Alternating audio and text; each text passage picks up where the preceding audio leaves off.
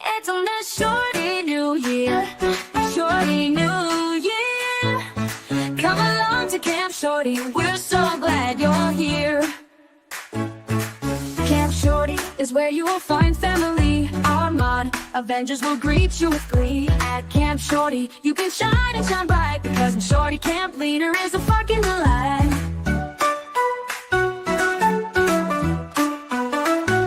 It's on this Shorty New Year, a Shorty New Year. Come along to Camp Shorty, we're so glad you're here. Your opinions are valid. You can fly like a bird with your comments and scream. You will always be heard. It's the best shout on YouTube. You can cuss all you want, and here at Camp Shorty we even say cut. It's on this Shorty New Year, a Shorty New Year. Come along to Camp Shorty, we're so glad you're here. Let your caps be free, it's so liberating. We stay on topic, although occasionally things get a bit feral, but it's clear to see.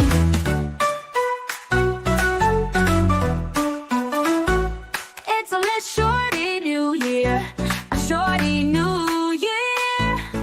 Come along to Camp Shorty, we're so glad you're here. Camp Shorty is where you will find family. Our mod Avengers will greet you with glee. At Camp Shorty, you can shine and shine bright, because the Shorty Camp Leader is a fucking delight. It's on this Shorty New Year, a Shorty New Year. Come along to Camp Shorty, we're so glad you're here. Hey, Shorties. Hello, hello. Oh my goodness, I feel like it's been forever. Yikes. Yikes. Hi, Vixie. Good to see you. Who else is here? Moon Goddess is here. Simmy's here. I guess Kevin's here. Hi, Simmy. Poppy's here. Fancy that. Hi, Poppy. Hi, Digital Lee. Good to see you. Hi, girl. Prince Lover, hi. Debbie's here. Sarah with a H. You've been missed, Shorty. Well, thanks. I've forgotten what to do, and fuck, I didn't even know what to do before. Oh, yikes. Yikes. K-Fan's here. Hi. I wish I was eating cheese. I wasn't, Kevin. Hi, Buster. I will, but I wasn't. I was just racing time. After 21 nights of doing the full face of makeup, I was like, oh, well, fuck, what's going on here? Who else? Who else? Have I missed anybody? Oh, Buster, hi. I can't read. Donkey Noggin, hey. I mean, I can read, I just can't see, motherfucker. Gracie, hi, girl. Good to see you. Hope you're all right. Poppy, ow. Hi, Stan. Hey. Donkeys. What are you guys looking for? Don't tell me we're doing this again. Jesus Louises, you two.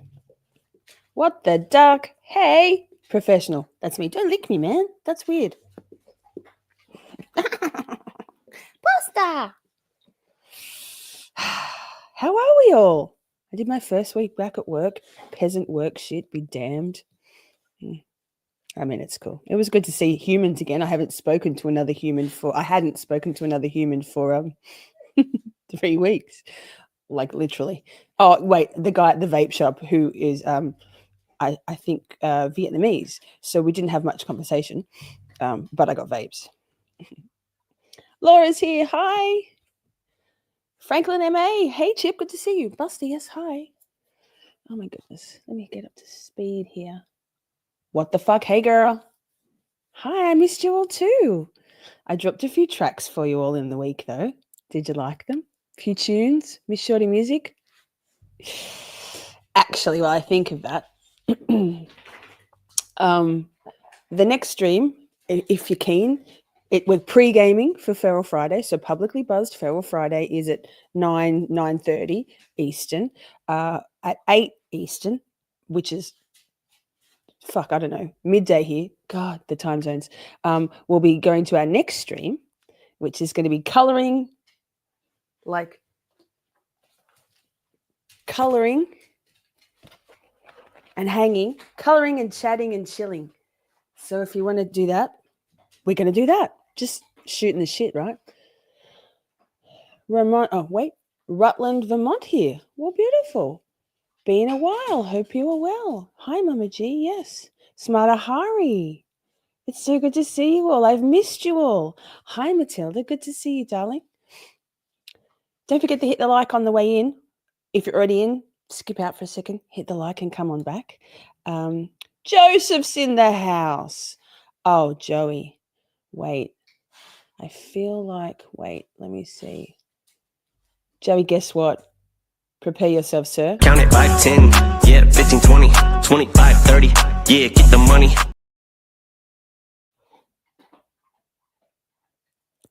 Your music clip, Joey. And Taryn made it a video. Hang on, let's play it again because it was covering the words. Yikes. Poppy, don't do that. You've got your very own bumper. Count it 5, 10, yeah, 15, 20, 25, 30, yeah, get the money. Thank you so much, Joseph. You're a beautiful friend. Love that, right? Love that. Kane making it rain. Boom. That's it. That's a good one. Digital Lee says, I'm a coloring a book artist.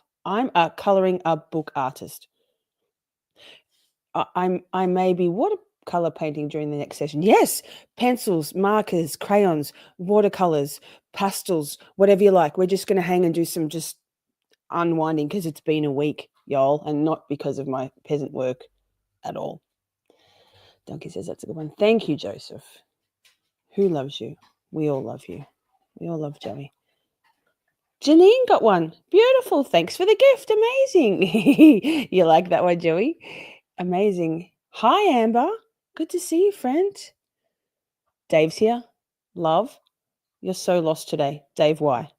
Don't be lost. Camp Shorty, you made it. K-Fan loves it. Wait. K-Fan loves it. Pro. Motherfucker, is Stream Elements asleep? Amber. God damn it. Jesus Christmas, Dave. My head's on backwards. Amber. Okay, what are we doing? Dave. Sammy, hey girl, good to see you. Hi everyone. Boobs. Yeah. Hi Laura. Yes, boobs. We have got them. I thought it was tomorrow. What? You thought today was tomorrow? Or you thought this stream was tomorrow? It's Friday, man. Well, it's Sunday here, but... Amber says, hello, y'all. So glad to be here with you. Been wandering around all alone this week. Lol. If only it had just been so quiet this week, Amber, right? Okay. Here we got this. Not that Nikki. Hi, not that Nikki. Good to see you.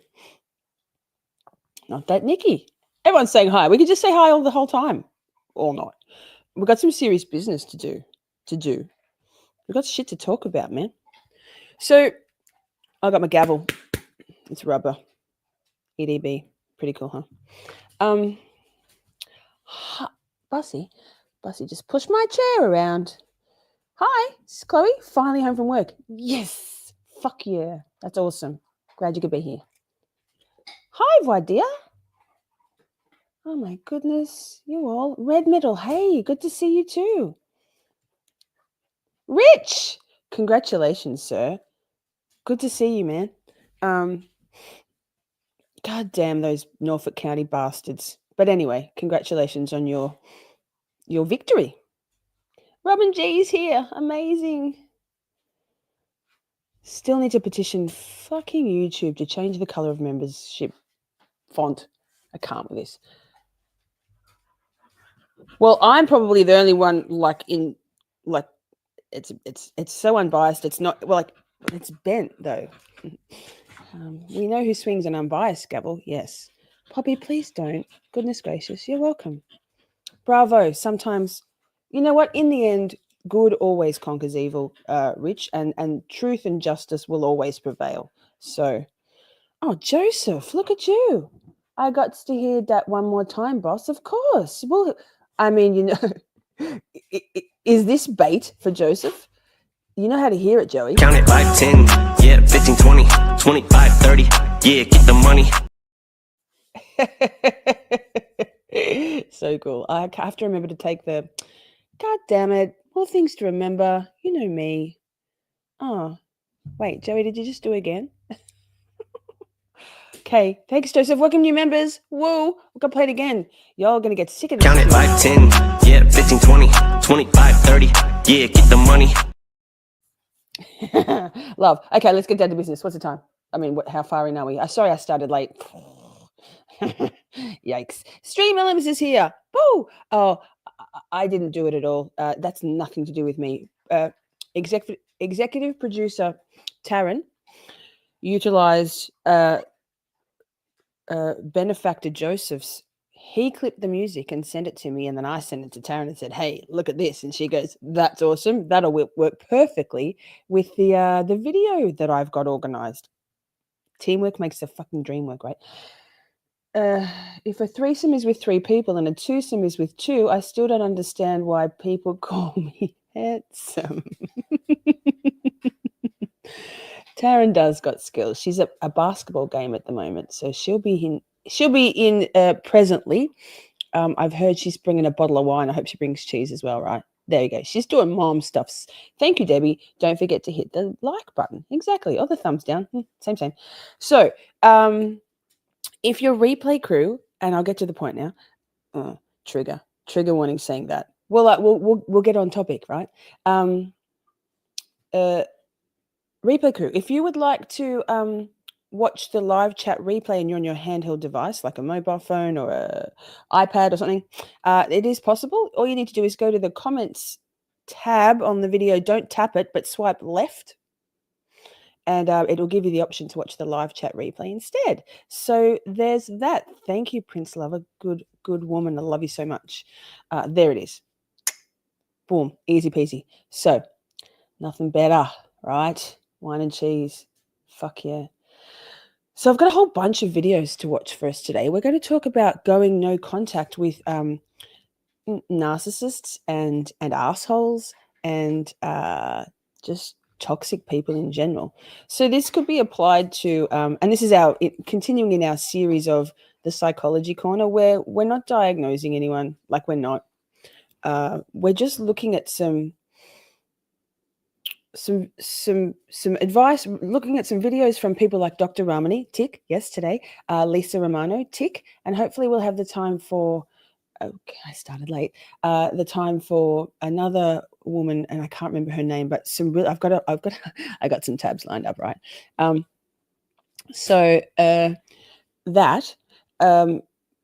But this we don't have to be thinking about this in a very sort of narrow focus of an intimate partner or a loving a loving relationship, someone that you're hang on, wait, distracted by this. Hey Lisa, I got a new soundbite that I think you'll love. If you want the link, let me know. Hey, can you send it to me in Discord, Red Metal, and we can easy peasy. We love the collective mind of it all. Absolutely, that sounds cool. Psychic vampires out there. Yeah, the energy vampires. So basically, this could be a colleague or colleagues that you work with. It could be family members that you might want to think about, because just because someone's family doesn't mean you're not obliged to stay in contact. Sometimes if there's minor children involved, if it's a co-parenting situation, you might have to go low contact, and Dr. Ramani, I think, speaks to that. It could also be perhaps online bullies and trolls, and I think most of you will hi Tiny Matter. Yes, Dr. Ramani, of course. I haven't missed it because I've been watching her all the time, but you haven't heard my commentary on it. Poppy, that's sort of a little bit annoying, like cute but annoying. She's very sweet. She's smiling at me.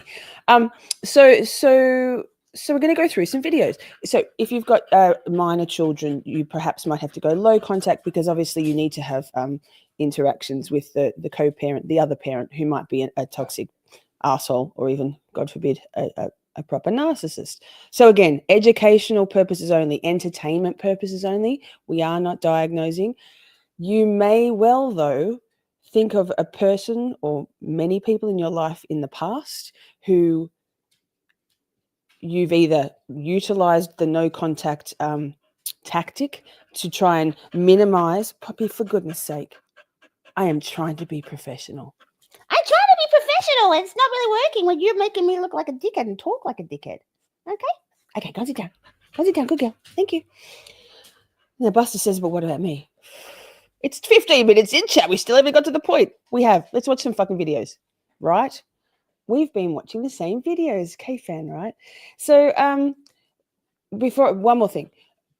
Obviously, we've done a lot of, we've watched a lot over the 700 years of Shorty, over the Christmas break, the holidays. We did quite a lot of intensive watching and learning about this kind of stuff, narcissists and or assholes, sweet, and toxic people in general, trying to work out some ways to identify, not diagnose, identify and maybe steer clear of those people in the future if possible, and if not, some tools to perhaps best navigate having to be in the same space. I mean, if you have a narcissistic boss, hang on, my laptop is slipping.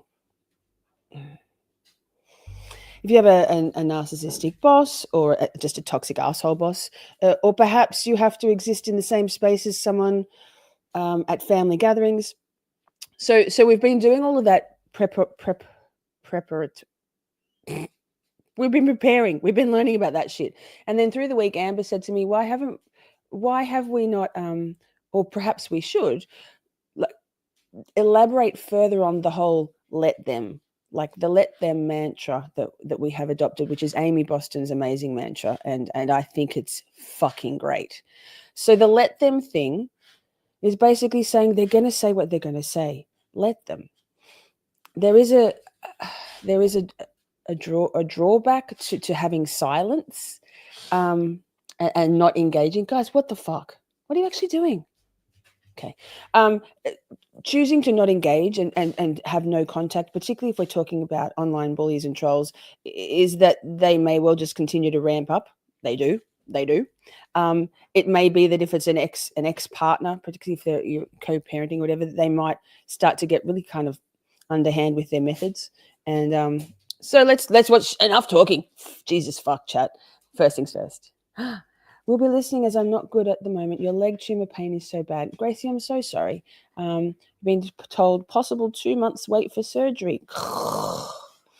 Girl, you are so strong. We are here for you. You listen and relax and just chill. And we're listening to music and just hanging and banging next stream. So boom. Sherry Berry, good to see you. I've missed you. We've all missed you. We've missed each other. This community was so supportive and lovely, and I had to go back and do stupid work. Hey, girl. Oh, my God, these dogs. Okay. Let's. I forgot one thing. What did I forget? I've got sound bites for this. Jesus fuck, chat. The dogs are going berserker. I think the mouse that was in the ducted heating last week is now in... in the drawer right next to their beds. I love everything right now. How good is life? Wouldn't change a fucking thing, right? I'll take any motherfucker's money if he giving it away. Shit. So I'm doing the usual. So what do? Share screen. Hey, I went to share screen while that soundbite was playing and didn't have to talk you guys through it, but now I am. Why am I like this? God damn it. What does it mean to go no contact? That's a good question. Let's have a look. Let's learn. Dr. Ramani first off. So I haven't put these links yet into the description box because I wasn't sure. No, because I only scheduled this stream last night and it's been a week. I will do it after the fact. So everything we watch, and actually if we don't get to watch all the videos, all the ones I've got lined up at the top of my screen, I'll link for you. So this is Dr. Ramani. We stand Dr. Ramani. Fucking amazing. Let's go. So it's not very fast. Hi, everyone. It's Dr. Romani. Welcome back We'll to speed this up a little series bit. that is sort of a glossary, handbook, dictionary of terminology that we often use when talking about narcissism or narcissistic relationships. The idea for this came from the fact that I was seeing so many people using so many different terms that are specific to this world. And I thought to myself, it's really important that people know what these words mean and that we kind of have some uniform definitions. And so the goal of this series is to make sure that these terms or words make sense, that they enlighten you to some Thanks, of the themes Bob. in these narcissistic Hi, relationships Bob. and may even give you Boo. techniques for how to manage these relationships. Today, we're going to talk about the term no contact. Before I begin, I do ask, if you're enjoying what you're watching, please hit the subscribe bell and the notification. The subscribe, I think it says the word, and the bell that gives you notifications so you can be kept up to date on the contact. I'm just going to pause for a minute to say, because I saw Sammy. I think Sammy's. It's hard and sucks, and nobody wins, but sometimes it's necessary. Yes. If you're on the Twitter, I came out of my let them phase just for a little bit, because we have a library of receipts, and there's some things that are. It was time to have a voice about, so I did that, and but there's no need to keep engaging in the baiting, and this goes for in general. So if you've got someone like, I don't know, an ex-boyfriend or an ex-girlfriend who keeps reaching out to you and enticing you back with hoovering tactics, sorry, Dr. Ramani, dirty pause, hoovering tactics, and she'll talk about all of this, but kind of like sucking you back in, basically, with like promises and changed behaviors temporarily. It's if you don't make that hard no contact rule and that boundary for yourself, if you allow them to inch back in, and we're going to go through some of the ways you can establish those hard boundaries. We're not, I mean, these lovely ladies on the screen are going to do it. It's so easy to be, these people are master manipulators. They're vile, and they know every trick in the book, particularly if you would have been the person to say, nope, no more. Family member, colleague, whatever it is, a friend from the friend group. If you leave the door cracked open just a little bit, they will stick their foot in and they'll barge in with a smile on their face, and they'll hoover you back. So here we go. Sorry, Dr. Ramani. And we have on this YouTube channel. So let's go ahead now and start talking about no contact. This is a term that many of you who have anything to do with a narcissistic relationship, you've heard this term. I want you to think about a toxic person in your life right now. Just think about it, whatever that I got a few, narcissistic Dr. relationship Ramani. is. Then I want you to think about how it would feel to never talk to them again, ever. Stay with that feeling.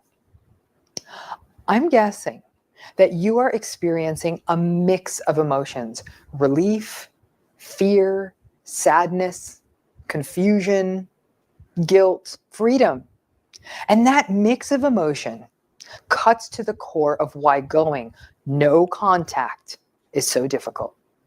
Let's talk a bit about what is meant by no contact and why it is such a hot topic in understanding narcissistic and toxic relationships. No contact is exactly what it sounds like. It's having no contact with a narcissistic person, no longer reaching out to them, but more importantly, no longer responding to them. I'm going to be honest with you, no contact works. And the reason it works is because in general, narcissistic relationships really don't change. And there's nothing that you can do or that you can say to make the relationship less invalidating, to make it more respectful, and to make it more empathic. There just isn't. So as a result, every time that you have contact with these folks, you end up in the same place, and it feels awful. It is a white knuckle experience to ignore all communications from someone you're accustomed to constantly sparring with. In the age of technology, it's becoming easier. We can set numbers and emails and other notifications to block. We can block social media. Yes, we can, Dr. Ramani. Yes, thank you, Amber. For legal reasons, and just obviously, but this is not medical advice, and we are not diagnosing anyone. We are learning together. We are sharing our experiences, so we feel supported and not alone in experiences with toxic people. And we are maybe, like, getting some tools in our belt for life to better navigate through these kind of people, because they're everywhere, every day, right? Accounts.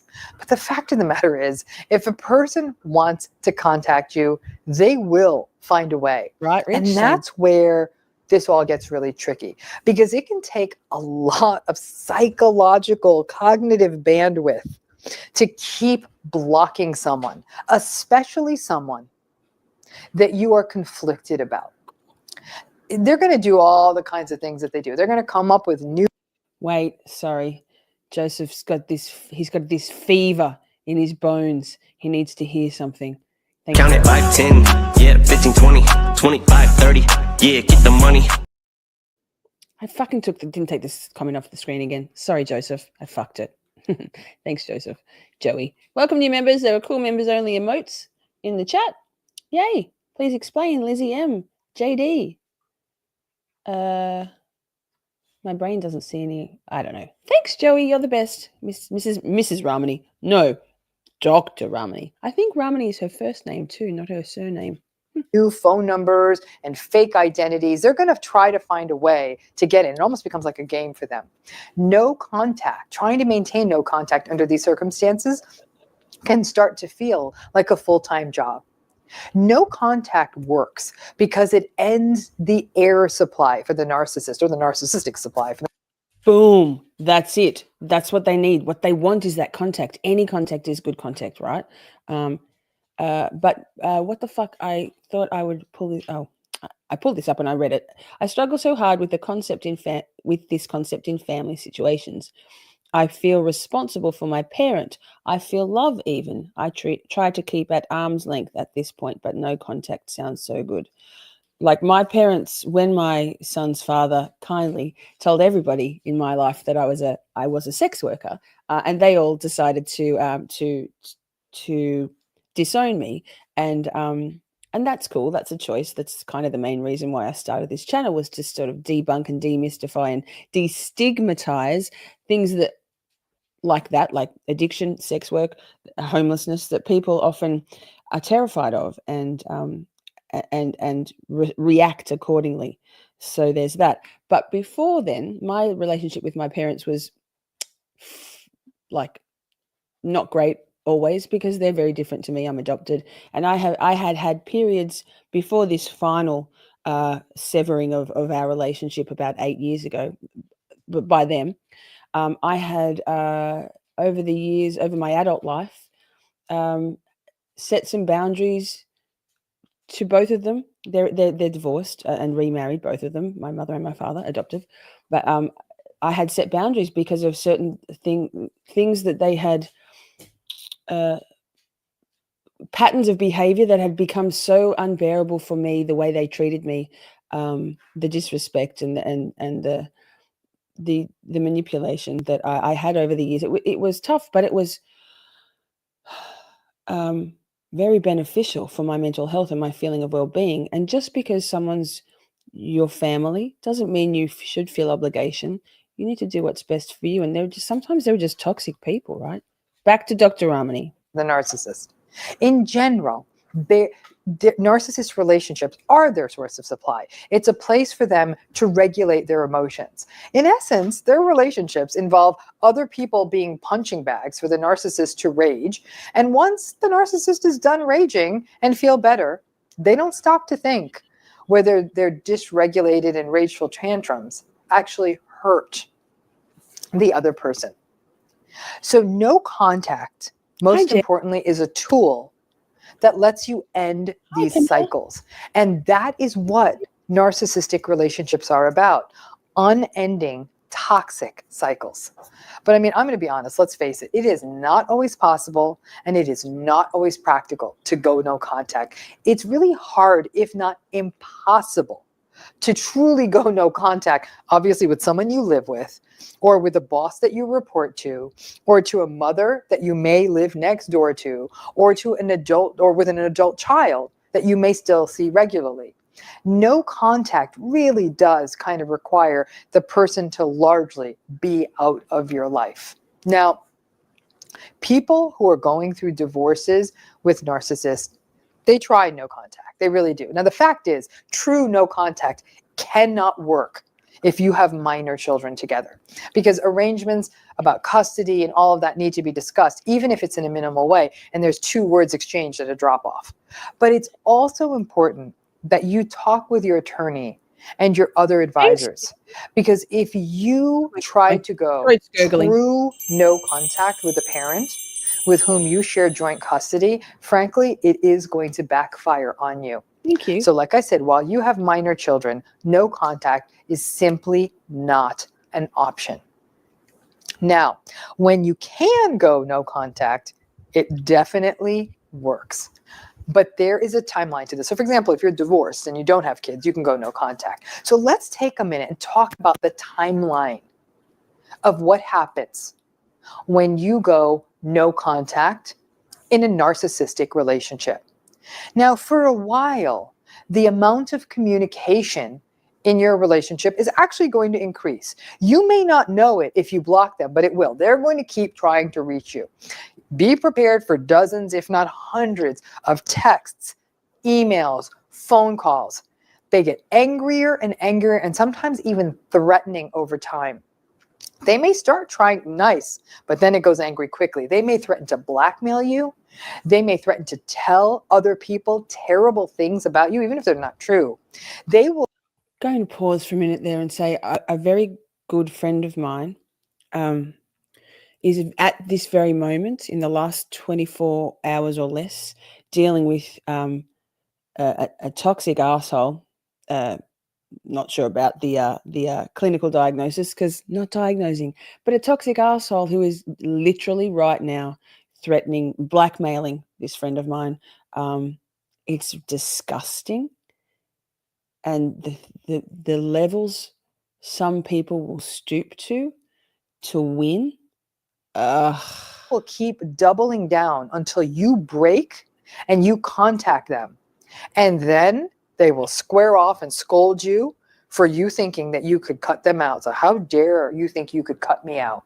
But if you're able to keep your nerve and stick with the no contact, just like any living creature that isn't getting any kind of reward. If the mouse won't work the maze unless there's cheese.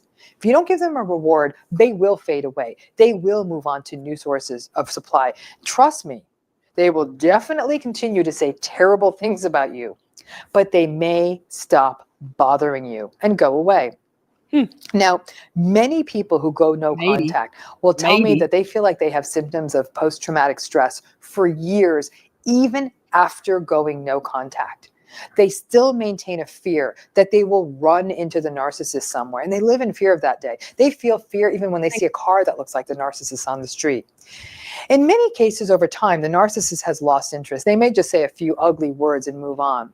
If you're fortunate, you no longer live near where the narcissist lives, so there's less of a chance of just running into them in the grocery store. Now, no contact also can get very complicated by other people. People will often call you out for not being a nice person. They're going to say, "Oh, you're being so harsh," or "Come on, I'm sure you can talk to them for just a minute. How bad could it be?" And this feels doubly awful because you feel as though you are being gaslighted and that your reality about the situation is being doubted. Pausing to say 2 things. Firstly, hi Luna. Oh wait, hi Luna. Good to see you. Checking in while she's on the train in Stockholm. I love that you're in Sweden. I love you in general, but it's so cool. We're such an international audience here. Amazing. And also, obviously, Dr. Ramani is going to be right because it's Dr. Ramani. But I say gaslit. 1's in the chat if you say gaslit. 2's in the chat if you say gaslighted. 1's gaslit. 2 gaslighted. And don't cheat just because Dr. Ramani said. I say gaslit. Happy to be wrong. It's going to be a tough habit to break, but I'm willing to do it for Dr. Ramani. Mm. But you also may feel judged for going no contact, and that this idea that your point of view Please tell me is someone not puts this on me. recognized. And the self-doubt that is such a Emmy says classical it's part lighted. of narcissistic abuse may get Who's the lowest? activated, and then you crack. Joey? It takes a lot of fortitude and at least one person believing in you and what you're going through and supporting you to be able to sustain Hi, and stay strong with your no contact. Now, this person may be a close friend who knows what you've been through, someone else in the system, I don't know, who might be a counselor or teacher or someone like that who may be going no contact too. It may be a therapist who understands what you're going through. For many people, the guilt of no contact can really make no contact feel like a catch-22 again. Some people I guess what the fuck, this is what you feel, that guilt of I shouldn't because but I want to, but I shouldn't. So Dr. Ramani sees you. feel that while being in contact is terrible and taxes your energy and it just feels toxic and awful, that cutting off the narcissist triggers so much guilt in them. And there's lots of reasons for this. A person who has experienced narcissistic abuse often comes from a family of origin where guilt was a major part of the dynamic. And people with other factors, like they're very prone to anxiety, may also be prone to guilt. The guilt becomes a bigger target issue for you to work on in your own counseling or therapy. But I cannot tell you how many narcissistic relationships I have witnessed that have been kept in place for decades and even for lifetimes because a person felt guilty about cutting the narcissistic person out. But here now is the other clincher. Narcissists are so good at playing the victim. And as such, they pull for guilt from other people. They'll try things like saying things like, how could you stop being in touch with me when I've always been there for you? Which is gaslighting. And I gave you money or whatever it is that the narcissists think they did. Or they frame it. The narcissistic person will frame it as, I can't believe you're doing this to me. I'm going through such a difficult time. How could you do this at such a difficult time for me? Now, of course, a narcissist. You know what? I got that very thing from a guy. How could you do this? Oh my god! Oh my god! I'm like, yeah, I'm doing it for me. Sorry, man. Not the pirate. Having said that, when the pirate blindsided me, I didn't say it to him because there was zero contact on his end. Nice work. Like, he did a great job. Leading by example, no contact, Adam Levi Boyd. But I felt very much that way. How could you do this to me? Maybe I'm an asshole. Maybe I was just heartbroken at the time. Narcissist is never quite going to see the irony of the many, many, many times that they let you down and were nowhere to be found when you were struggling. But you know what they're going to say. Oh, when I'm going through such a hard time, blah, blah, blah, blah, blah. When I'm going through a deadline, when my mother is sick, when I'm focusing on my sobriety, when I'm just starting therapy to be a better person for you. I don't know, when I am having money problems, and on and on and on. And these are the manipulations they will use to play on guilt. So you don't think about going no contact or to break your pattern of no contact. Now, what if you go no contact and then you slip up? It happens. It happens all the time. And I always tell people, please be kind to yourself when that happens. If you blame yourself or if you feel foolish because you slipped up on no contact, it can make you even more vulnerable to the narcissist's abuse and the narcissist's manipulations. Now, listen, it happens to the best of us. Now, you might wonder, why? Why did I slip? Why did anyone slip? Why do people slip when they go no contact? I hate to say it, it's sometimes as simple as because they're curious. Because enough time has passed doing your no contact, you get stuck in euphoric recall. And you only start remembering some of the good stuff and forget all of the bad. And there's a lot more bad than good. Because you feel stronger now, and you might feel like you can handle the narcissist, and maybe you can.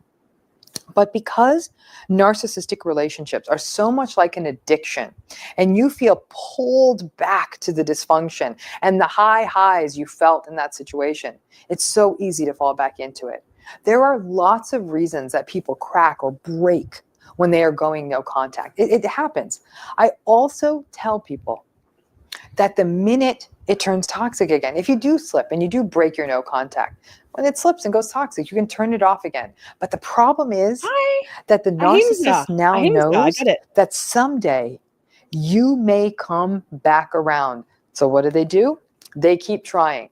You have to be careful, because the cycle of going no contact and then letting them back in can get very messy. And then you can just keep going into this back and forth, highs and lows, finding yourself stuck in that cycle, like the initial love bombing that happens when the narcissist tries to win you back after you go no contact. Thanks, Jen. But then inevitably they will devalue you and they will discard you, because that's what they do. And the fact is, they'll devalue you more because they think they can play you. And then you might start getting addicted to the no contact cycles as a way to keep those highs and all of that in place. Don't do it. It's a difficult and unhealthy cycle. If you're going to go no contact, really try to commit to it. Wait, pause. No contact does work. Jen, how did you do that? Are you some sort of, what is this black magic you're practicing here, Jen? Welcome, Pammy, to memberships. You have access to all of our cool members only emotes. I was going to make the next live stream a members only, just so the members have something special, but then I don't put things behind a paywall and I didn't need anybody. Anyway, so it's everybody's the next live stream. Poppy, don't lick me. Oh my God. Anyway, yay, Pammy. I don't know how you did that, because usually, Poppy, please. Poppy, please, I can't do my mouse when you're right there. I love you, but gosh. Usually YouTube goes, no, fuck it. Let me give this membership to somebody who is never once been in the chat, but they are subscribed. Work when you give it a chance. It's not even a strategy that you can adequately judge for yourself and your situation until you've really done it for about a month, maybe 4 to 6 weeks. You need to pay attention to how you feel, because I know you're going to feel guilty, you're going to feel confused, you're going to feel lost, but you also have to pay attention to that sense of relief. Pay attention to how it feels to not have to deal with someone who is constantly criticizing you and undermining you, controlling you, gaslighting, and letting you down on a daily basis. Really pay attention to that feeling of what it feels like to not just always be invalidated. So even on your hardest no contact day, that new feeling of lightness, of relief, of freedom, and a new little sliver of hope can really get you through the dark days and make the ongoing no contact days easier. Now, what about when you can't go no contact, but you really need to, because the relationship is so toxic and so awful? Hang on. Now that's where we can do a bit of, we can call it a modified no contact. And it's a lot of what we do when we gray rock. And gray rock, as you know, is also a video in this series. But this kind of modified no contact means a very, very superficial level of engagement. And again, the Gray Rock series will spell out how to do that. But there's also one other slice of hope when it comes to no contact. Pausing before she gives us that glimmer of hope. Not sure what it is. Red medal. So if I don't see an option for accepting gifts, does that mean I have already accepted that I can accept gifts? I mean, everyone loves a gift. Apparently, and there's not one on the screen at the moment, but apparently if you tap on this, apparently when someone gifts memberships, there's 3 little dots or something at the top of that, on the top of your screen, wherever you are. And if you tap that, apparently there's an option to turn on your allow gifts there. There's all sorts of different ways, and I'm not being very helpful because I don't know. But I don't know, man. Are you on a laptop, Red Medal? Because if you are, you can go to the join button, and I'm pretty sure the join button on my homepage will have the option to turn on gifts. God, I should really clarify that. Sorry, man. That's my very not helpful help. What is this ray of hope, Dr. Ramani? Please tell us. For the most fortunate people, one day, and this is a good day, you become indifferent to your narcissist. It doesn't always happen, but it can. And you may literally get to the place where you do not give a damn about what happens to your narcissist, good or bad. You don't care if he gets married. You don't really even care if she gets hit by a bus. You don't care if he wins $1 million. You don't care if she loses it all and has no place to go. You just don't care. And that is a good moment, because in some ways, at that point, no contact doesn't matter. Ah, thank you, Sammy. Because even if they did contact you, their once absolutely formidable powers of manipulation and coercion and charm and charisma, they no longer work. You want to know why? Because you don't care. It's the top of the narcissistic abuse recovery mountain. And when that happens, no contact just becomes normal. Just like, oh, why would I stay in touch with someone who just feels like an absolute stranger in many ways? So let's go back to the beginning. Let's talk about what it would feel like to cut that toxic narcissist out of your life forever right now. Understand that it will be a mix of feelings, that some days will be harder than others, but also recognize that being near anything toxic is never good for us. No contact is not something, sadly, that everyone in a narcissistic relationship can use. But if you can, in most cases, you will see that before you know it, it's like losing a lot of psychological weight. Amen. And now living in a state of clarity and self-compassion. Honestly, when you go no contact for long enough, if something happens that punctuates it, that breaks through, that you have to have contact, family funeral or something like that, something that forces you to break it, when you practice that no contact muscle for long enough, when you finally do have to have contact, whether it's indifference or something else, you may not at all feel the powerful suck of their magnetism and their vortex. It is a powerful technique. It's not one that's available to everyone. But over time, you'd be surprised. One day, even if it's a divorce and you did have kids, once those kids grow up, you'd be surprised that one day you might actually be able to go no contact in every narcissistic relationship you have. Give it a shot on the ones you can. I hope this clarifies what no contact is, and that the rest of the series is clarifying all these sort of glossary terms of narcissism. Yes. If you're enjoying this, please hit the subscribe button and the notification bell so we can keep you abreast of all the content that comes through on this particular YouTube channel on narcissism and narcissistic relationships. And if there's a topic in this series that we didn't hit upon that you think belongs here, please drop it down in the suggestions. Watch all 21 days, but even if you don't want to wait, you're like, I want to know if you're going to be doing an episode on this, drop it here. Hopefully we're already doing it, but I am absolutely open to taking on the other terms you think are important. Thanks again. Thanks, Dr. Ramani. Am I muted? Probably. Fuck, lucky. I'll just cough at you. Sorry, everyone. Good to see some people coming in. Shelby just got here. Britt's here. Yes.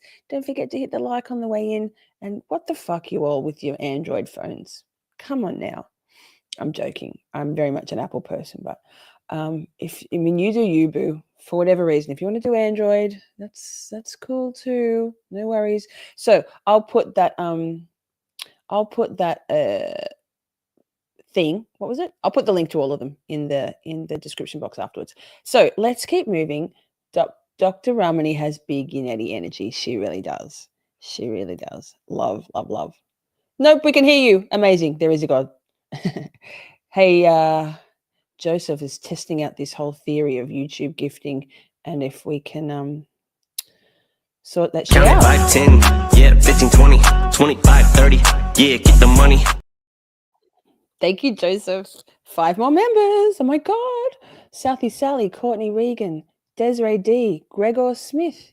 Interesting. And Kelly. I don't think we'll see Gregor around here these days, but that's okay. Welcome to memberships, Gregor.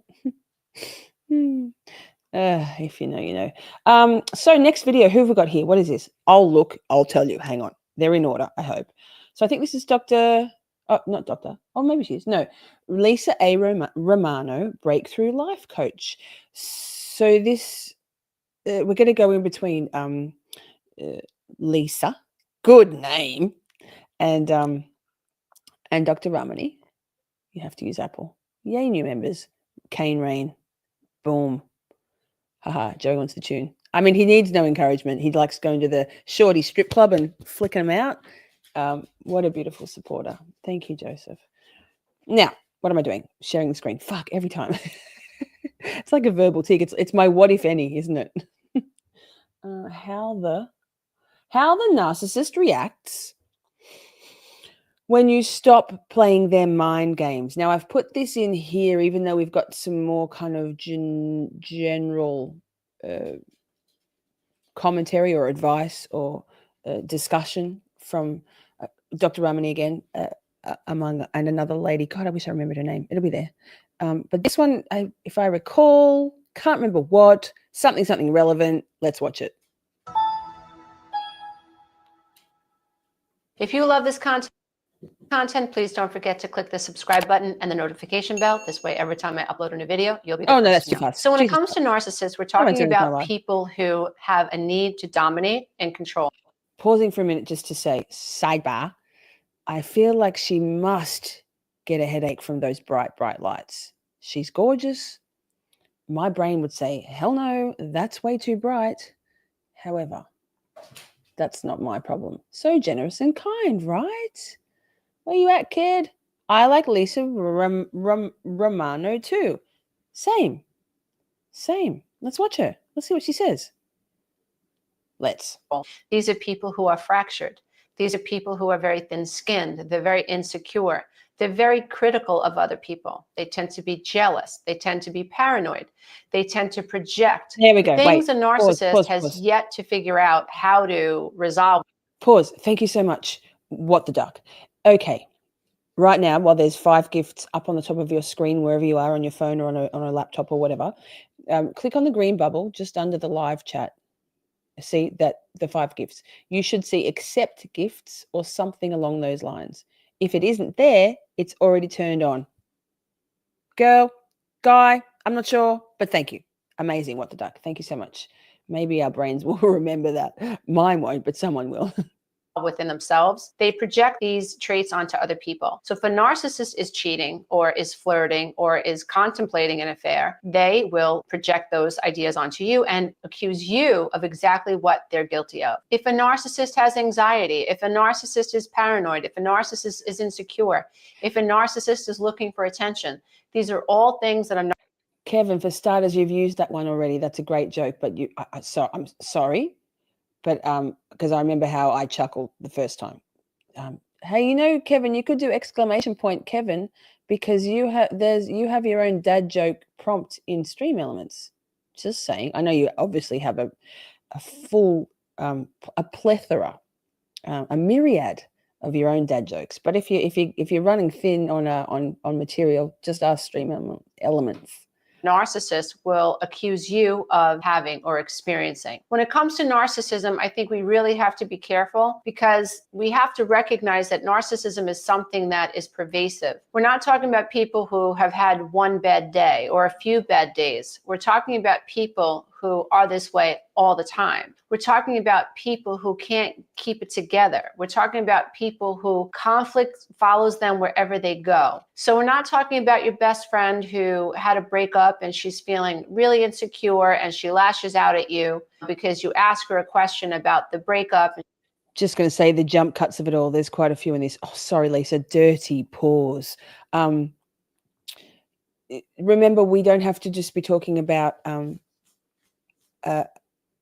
a relationship, as in an intimate partner, a romantic relationship, or it can be any asshole, narcissist, toxic, not diagnosing, but someone who's a toxic fuck that you come across in your life. And she's having a bad moment, she's feeling all sorts of emotional. But we're not talking about the mom who is really, really stressed out, who's going through a really tough time at work, who's got sick kids at home and is doing the best that she can to keep the kids at home and to teach them while they're at home under lockdown, and she has a bad day.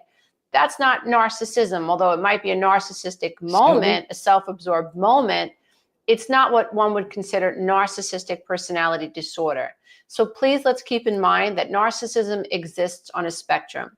However, I do believe there's tremendous value in understanding narcissistic traits for a number of reasons. We can get to avoid narcissists in our relationships when we understand the patterns. And when things become really clear and we understand what a narcissist is and how they operate and how they lure you in and how they idealize you, once you see the pattern, then you're able to avoid it in the future, which is really boom. That's what I've been saying. What we're doing is getting some tools, some awareness, some knowledge, some education in our brains so that we can, moving forward in life, either extricate ourselves from interactions with toxic people and or narcissists, or avoid them like the fucking plague. really important. And also, it helps us to be more aware of our own narcissistic traits. And so many of us are not aware of narcissistic traits. And so you can't fix the hole in the wall that you can't see. So becoming aware of narcissistic traits in general, I feel, is very helpful in or on someone's personal development journey. So when we refuse to play a mind game, what we're saying to someone who is highly insecure, who is extremely fragile, I don't care. That is like the worst thing that you can say to a narcissist is, I don't care. A narcissist needs you to care. A narcissist needs you to be emotional. A narcissist needs you to stay on the hook. They need you to be angry. They need you to fall apart. They need you to need them. And so when you say, wait, I don't care, it is. JC, I love that. Getting tools to delete tools. Amazing. Yes. Hi, by the way. Good to see you. I like your font. That's cool. Is what it is. That's what she said. It triggers a narcissist's narcissistic injury. Narcissists fear humiliation. They cannot stand to lose, and you are a prize. Same, girl. And it's really important that we realize that narcissists are after any type of supply. It could be positive supply where you're stroking their ego, or it could be negative supply where you're falling apart and you're begging them to come back to you, or you're trying to get them to recognize what they did wrong to you, which so many of us get caught in that trap where we recognize that the relationship is really struggling and we try to tell our partners what we think that they're doing wrong. That is narcissistic supply to a narcissist, especially if you're someone who stays in a toxic, unfulfilling. Wait. So let's go back because, again, sorry, Lisa. Let's go back a little bit because what she said there was quite important because it goes against, I mean, I know I like to give people some feedback on why I think maybe they're exhibiting certain behaviors and perhaps, draw some inferences as to what about them might be that and how those behaviors make me feel, and trying to have some sort of adult discourse about the effects of such toxic behaviors. And the narcissist or the asshole, the extreme toxic person doesn't give a fuck about how you feel about it. They're just loving that you're talking about it with them and that their behaviors are having an effect on you. So let's listen to what she says. Oh, press play. Fuck. Jesus fuck. What they did wrong to you, which is, and it's really important that we realize that narcissists are after any type of supply. It could be positive supply where you're stroking their ego, or it could be negative supply where you're falling apart and you're begging them to come back to you, or you're trying to get them to recognize what they did wrong to you, which so many of us get caught in that trap where we recognize that the relationship is really struggling and we try to tell our partners what we think that they're doing wrong. That is narcissistic supply to a narcissist, especially if you're someone who stays in a toxic, unfulfilling, abusive, neglectful relationship. I'm going to pause again there to say, remember, we're not just only talking about intimate partner relationships. It's a bit like going onto Twitter and explaining to the fucking idiots, the flying monkeys, what they're doing and why they're wrong, and that you see what they're doing. All they're going is, yes, got her. I mean, I've come on the Twitter a bit in the last 24 hours, and it's been interesting. And then I dip out again. I don't keep going with it. There's no point. Same. It's that all they care about is baiting you and getting you into that loop. And that's the same for what Lisa is talking about now. So a narcissist will idealize a mistress, for instance, and then treat his wife terribly. And it goes the same way with women. A narcissistic female will find someone to have an affair with, and then she can begin treating her partner very, very poorly. And in her head, rationalizing and justifying why she has a right to have an affair. So we're recognizing that these people are very fragile. They don't play by the rules. They need to dominate. They need to stay in control. They project, and they need to play these mind games. So if you're dealing with someone who's having an affair, they're playing mind games with the person that they're having an affair with just as much. Same, Suze, sidebar. Suze has been in some of the same conversations as I've been in the last little while. Mute is a good thing because I don't care if anyone sees my stuff. I don't care if they want to comment, but I don't want to see their comments. Mute is a really helpful tool. There are some people that I'll block, but mostly I've got a lot of people muted. A lot. I think Amber's the same. Muting is a very useful tool. You don't need to hear it. You can get the inference from the other comments around if you want to look, and just keep muting all the people around. Much as they are playing mind games with you. So it's like the narcissist has 10 plates in the air, and it's their job to keep them all afloat, right? Because that's narcissistic supply. And they actually can feel good about being able to get away with so much. So what happens when you say, no more, no bueno, dear one, I'm not playing your mind game anymore? The first thing that might happen is the narcissist may actually become the person that you've always wanted them to be. There's a lot of future promises that never happen. The narcissist, if they really think that you're serious this time, you might start to see a little bit of a change in them. But the change is temporary. If you're like me, you saw this over and over and over and over. And each time you think the next time is going to be the last time, or this time will be the last time. And you never think there's going to be basically a next time. You think they finally heard you this time. And because you see the person changing, you think, wow, this is great. So you start to let go, you start to relax, and you start to get excited about the potential. But if you are very, very objective and aware, you'll notice that these changes are very short-lived. The next thing that might happen is they might start to hoover you. So you go no contact, and the next thing you know, you're being stalked. That jump cut. There it is. Pia, hi, good to see you. It reminds me of the expression, you can't fix stupid. You can't fix other people. The other one I like to put with you can't fix stupid is, and common sense isn't that common.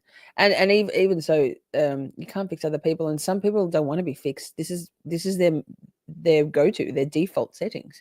And remember, this isn't exclusive to, diagnosable, not that we're diagnosing, narcissists. Apply it to assholes and toxic people in general who might not be, full-blown narcs, but have some real fuckwit tendencies, behaviors. On Facebook, the person showing up at the delicatessen that you work at, the person sending flowers to the office, they're hoovering you back in. And that's because they hate to lose.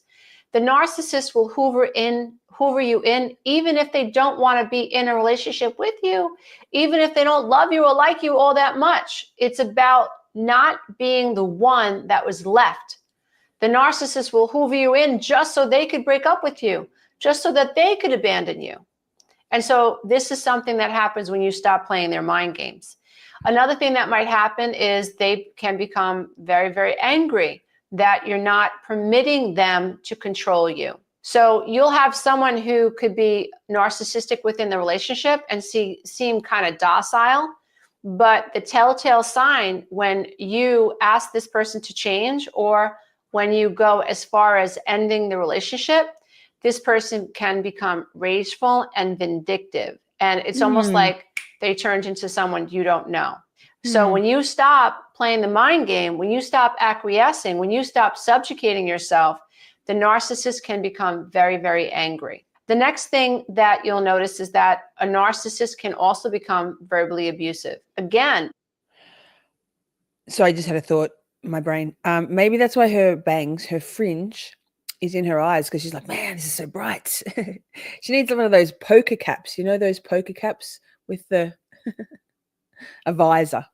You could be dealing with someone in your relationship that never used curse words, and then all of a sudden, as the relationship is Like coming me, to I an never end curse. and you're not playing the mind game anymore, the person becomes verbally abusive.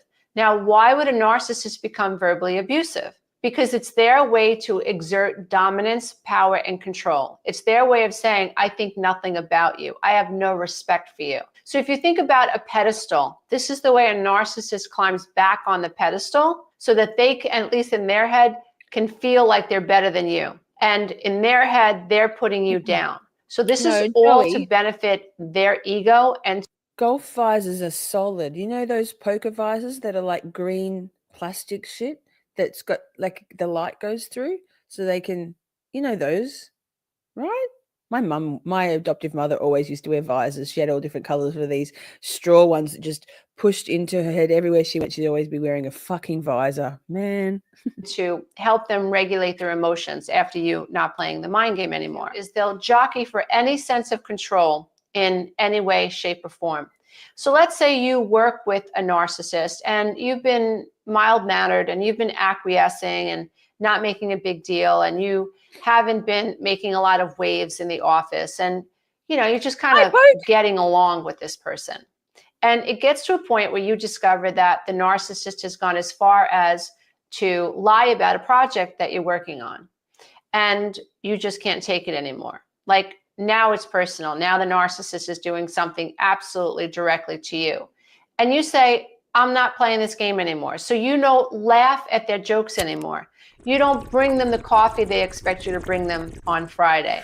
You don't look them in the eye anymore. You pay There them you go, no Shelb. mind at all. When people are asking for a donation around the time of their birthday, you say, no, I'm good. I'm good. Not contributing to that this year. And your name doesn't go on that card, the narcissist is going to be triggered. What a narcissist will do, because they're sensing that you are no longer willing to participate in the game, you're not subjugating yourself, you're not acquiescing, you're not walking around on eggshells, you can expect a narcissist to jockey for power in other ways. So if this is an office experience, then the narcissist is going to find other ways to control you. They might create a false report on you. They might take things out of your desk. So they start to ante up the game that they're playing with you as a way to exert dominance and control over you. Just stopping to say, Ask Bob says, YouTube is as social as I need to be. Sir, let me guarantee you that nothing about Twitter X is social. It doesn't have to be vile. You can curate your feed and your followers or who you follow quite nicely. The walls do come crashing down there occasionally, and you have to do some more proactive curating. The different social media platforms have different sort of features. Like I see people in the chat, like Pammy says she has Facebook. Oh no, wait, that's Simi. Simi says my fam is on Facebook and my friends are on YouTube. Yes, I have all of my friends. Actually, interesting. I might tell this story now. I have all of my friends from my whole life since I was 4 years old on Facebook. I think I've only got one real world Facebook friend who occasionally comes into our chats, because like what we talk about, well, she probably would enjoy this, but she's not really a YouTube chat person, right? So my Instagram, don't even go on Instagram very ever. YouTube is where my friends are. Yes, like you guys, the communities that I like to interact with. Facebook for me is my friends from when I was 19 and I worked at McDonald's, Macca's. Friends from high school, friends from grade school, friends from like when my first year of kindergarten. And so different social medias have different functions. I don't know what Twitter's function is. It's just a place to rage and prove shit. And so if you're in a relationship and you decide, no more, I'm not playing these games anymore, then you could have a narcissist begin to play games with your money. A narcissist can hide your credit cards, or a narcissist could run up your credit cards, or a narcissist could take your car without asking.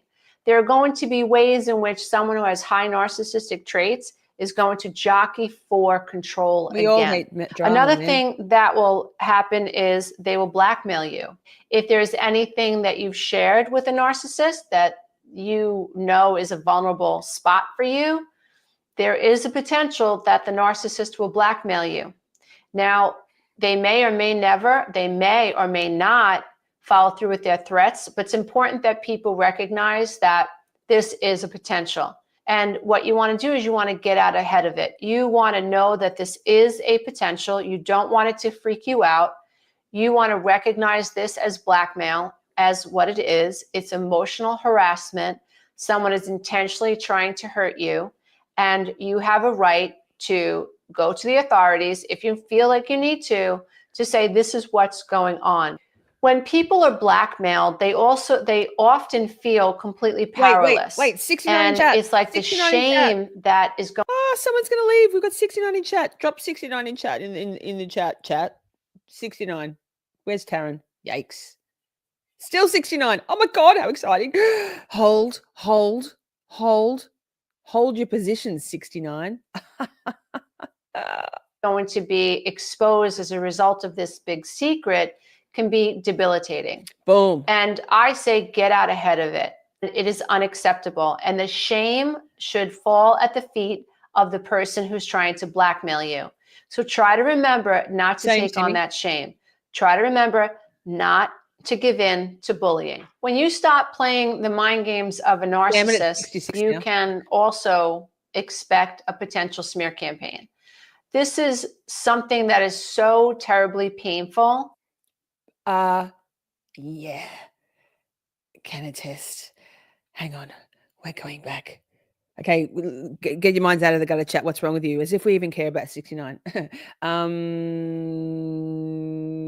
Games of a narcissist, you can also expect a potential smear campaign. This is something that is so terribly painful because narcissists rationalize and they justify. And they're very convincing. If you've ever known a narcissist, they are completely convicted in what they're saying. They really do think that other people are less than them. They do not see themselves as the predator. They don't see themselves as the person creating the chaos. They don't see themselves as the narcissist, which is really scary. They can't see themselves. There's no ability to acknowledge, wow, this is what I'm doing. I'm being vindictive. I'm being mean. I'm trying to hurt someone. If they're trying to hurt someone, they feel completely justified.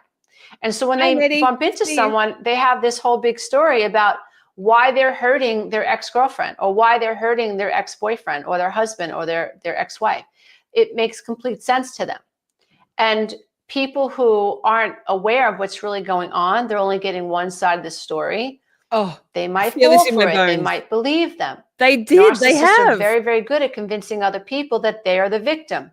And what's really scary is that they may even believe that they are the victim. So a smear campaign is what a narcissist will do to really, really hurt you. There will be lies being told about you. The truth will be distorted. Your reputation will be tainted. And the narcissist in your life actually gets a sense of power and control, especially if the narcissist feels like you don't want them near you anymore, like you've pushed them out of your circle. This will trigger their abandonment wound. This will trigger their... Get out of my space. Get out of my face. You know that lyric, Prince Lover? Narcissistic injury. It will make them feel less than. They will feel humiliated. My suggestion in this situation is to give it as little attention as you possibly can. Absolutely remove these people from, or this person from your reality. Give it no mind whatsoever, no energy. It's sort of like a Tasmanian devil. You just leave the Tasmanian devil to itself and, you know, it will eventually implode. So don't give it any of your energy. That's what they want. So if they can't hurt you by what they're saying and you recognize where this is coming from, a fragile ego, feeling pushed out or feeling discarded, if you break up with them, for instance, and you recognize this is where it's coming from, then you also understand that any attention you give them is a source of narcissistic supply. So starve those Tasmanian devils, dear one. The next I think that it's unnecessary to bring Tasmanian devils into it, but okay, Lisa, that's fine. Yes, definitely starve them of the air and the narcissistic supply, or just the baiting. You don't need to take the bait. One doesn't need to, whatever the context is. For me personally, and Lisa was just talking there about they'll say really hurtful things. They'll use vulnerabilities that they know about you, particularly if it's someone who you were in a relationship with, like an intimate partner relationship. You know, they'll say they know how to get to you, but most narcissists, assholes, toxic people have a way of eliciting vulnerable things from everyone, not just their lover. For me, there's because I've shared a lot of my most vulnerable things with you all in my lives, and happily, that's what I'm here for. You know, so that we can together have some commonalities. Not everybody's going to have the same experiences in their life as I've had, of course, but there's always some crossover where we all feel like, oh, okay, I feel now less alone. So I've shared a lot of very vulnerable things, probably mostly all of them. So it's all there for the people who wish to try and bait me with using those vulnerabilities and those truths about me, because there are some things that, for me, that's being said on the Twitter stem from truth, and it's the things about me with my family abandoning me, or you know, I can't think of any others right now. There's so many that they've been using. Not the lies they say, but there's the things that I've actually said on a live that are true. And again, they don't use many of those references either. The funny thing is, though, that those vulnerabilities that they try to weaponize against me don't actually hurt my feelings. Because I was talking to Amber the other night about this. I did spend like 3.5, 4 years processing all of those things that were in my darkest, things I needed to work through about myself. So when they bring those things up, that's not hurtful to me. It might take me back to a little bit more self-reflection and remind me, well, hey, I do have lots of friends. They're not on Twitter. God, some of my friends are, but the people on Twitter aren't my friends, and just go back and remember, no, I've worked through this. This isn't a trigger. This isn't anything that I'm going to feel bad about myself because it's been mentioned. It's just part of me. Acceptance is key, right? Anyway, got a few more minutes of this one. next thing that will happen is they may even threaten you. If you've ever been threatened by someone who is a narcissist, it can be really, really frightening because you just don't know what length they're going to go to. They can threaten to take your children to another country. They'll threaten to take you to court for bogus charges. They'll call the police on you. They'll make things up. And this can be really, really frightening and even paralyzing. So it's important that you recognize what type of a person that you're dealing with. You want to make sure in every situation, if you're dealing with someone who has the potential to be violent, that you play it safe. I don't suggest poking a narcissist with violent tendencies in the eye at all. You need an exit strategy. You need a support system. You need to get out ahead of this. You need to save some money so you have money in case you need to go. You need to have a plan, and you need to know who and what you're dealing with. In most cases, narcissists are people who are very fragile and who are just looking to dominate you because they feel like you rejected them when you stop playing their mind games, when you stop giving in. But there are those potential situations that can turn violent. In those situations, you must do everything that you can to protect yourself and to make sure that you're making wise decisions about your exit strategy for sure. So I hope that this session around what happens or what you can expect to see happen once you stop playing mind games has been beneficial. I hope you've gained some insight into why narcissists are so angry when you stop playing the mind game. I hope that you understand why a narcissist will want to hoover you in, even if they're not interested in the relationship, why it would be necessary for them to try to get you back, and why in some cases, if you've ever gone back and forth in a relationship with a narcissist, why a narcissist who goes to the trouble of hoovering you back in eventually breaks up with you or discards you right after that. Understand that in all cases, in all things narcissist, They need to jockey for the position of power and dominance. Namaste, dear ones. Until next time. If you love this content, don't forget to check out the next video, and you can go to my website and take the codependency Lord. quiz. Jesus, fuck, Lisa, that was loud. Not me, her. Okay, I'm just looking at the time because I started late. As I said, I will drop. We're not done yet, but I'm just trying to work out which of the videos I've got left. Let me see. Okay, we might take a vote. Let me just fix this. Let me.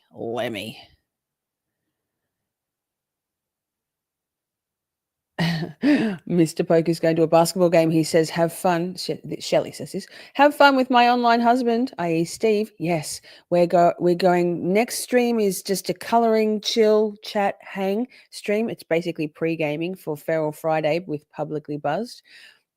So we are all going to hang with your online husband, Steve, this evening. Yes. Why are we saying ones? So ones in the chat just because. Now thinking. So I'm going to take a vote.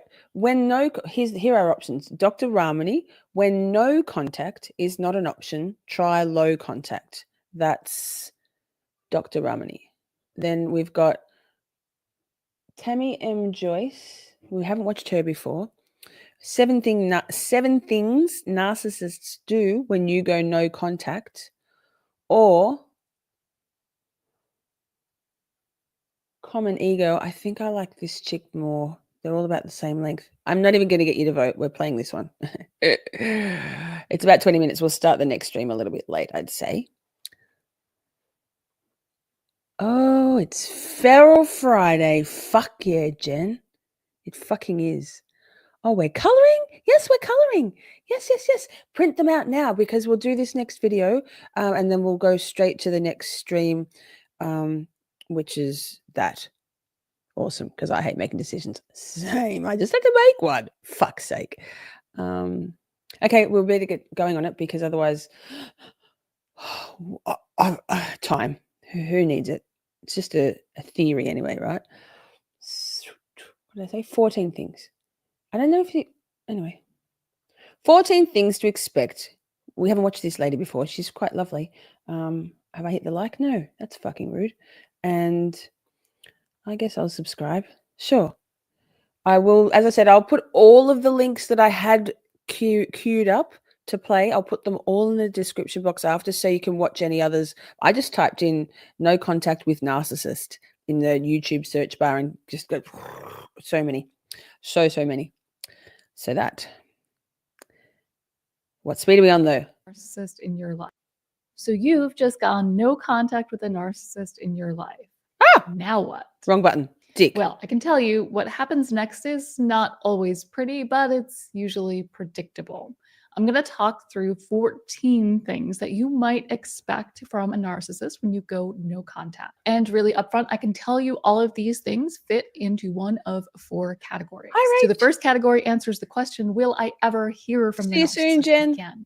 And the answer is usually yes, but not always. And the one thing I want to stress is that if that happens, it has nothing to do with you or your value. There are some narcissists that just do not go back. They're always looking for fresh supply. And even if that doesn't describe the narcissist you're with, if they don't come back, look at it as a blessing in disguise. Or maybe it's a blessing right out in the open, depending on how you feel right now. So the other 3 categories that we're going to look at are hoovering, smear campaign, and revenge. And the last 2 overlap a little bit sometimes. So hoovering is when the narcissist tries to get you back. This is when they appear vulnerable and they appear to be sorry for the way that they've treated you. And sometimes they'll come through with what I call faux apologies, fake apologies. And they might actually say the words, I'm sorry, or imply that they're sorry. And sometimes they don't say that at all, but if you want this person to be sorry, if you really know the words you want to hear and you so desperately want to hear them, sometimes we read between the lines and we give people credit for things that they didn't actually say or mean. And that can get us into a lot of hot water. If you've been clear about your wants and your needs, and yet they still hurt you in the same way over and over again, the one thing you can assume is that they're doing it with intention. They knew what they were doing when they were doing it, and they didn't care. So the smear campaign and revenge we'll talk about more as we get through the 14 things on this list. But really, this is when the narcissist is hurt by your actions and they want you to know it. So now let's get to the 14 things you can expect when you go no contact with a narcissist. But first, let me introduce myself. My name is Christina, and I am a narcissistic abuse recovery coach. And my mission is to help you recognize and overcome the effects of emotional. So she says this bit fast. So just to say, there are coaches and therapists out there who specialize in narcissistic abuse recovery therapy. So if you are still reeling or from extricating yourself from a relationship with a narcissist, or you're planning on doing so, it might have been 20 years ago, you still want to sort of unravel some of the shit, there are people out there who can help you, who are specifically interested in or specialize in this, compared to just general therapists or whatever.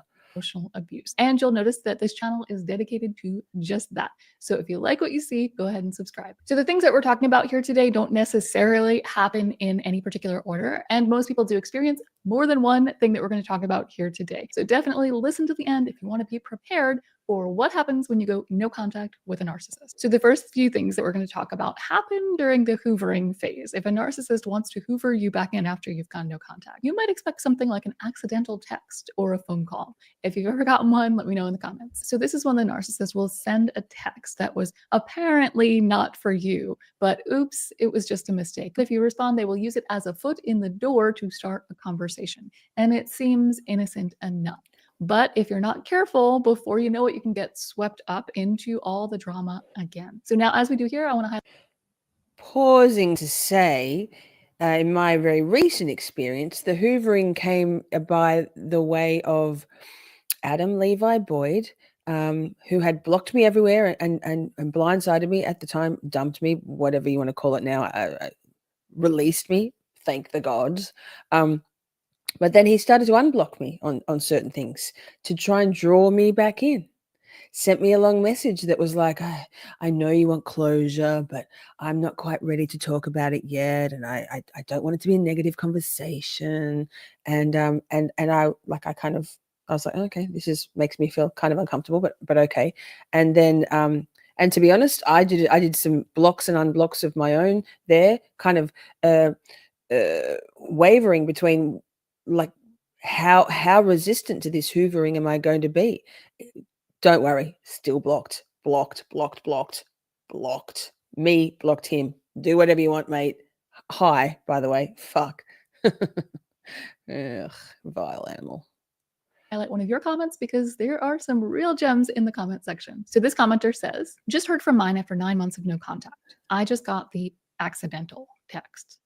A few texts back and forth, and he said he's engaged. I won't lie, it hurts him giving her everything he spoke to me about. I'm gone back into no contact. Is that the right thing to do? So I'll go ahead and answer that yes, it absolutely is the right thing to do. No contact is not right for everyone in every situation. It's a very personal choice. And sometimes your life may be so intertwined with the other person that it's not even an option.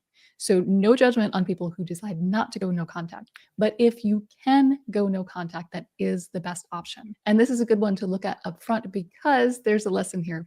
If that number was blocked, this person would have never gotten that text.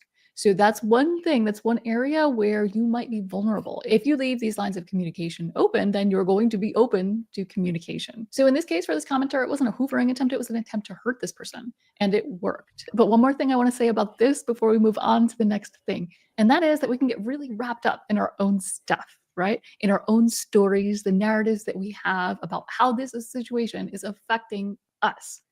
But there's more to any story. So if you take a step back and look at it objectively, you can see things for what they really are.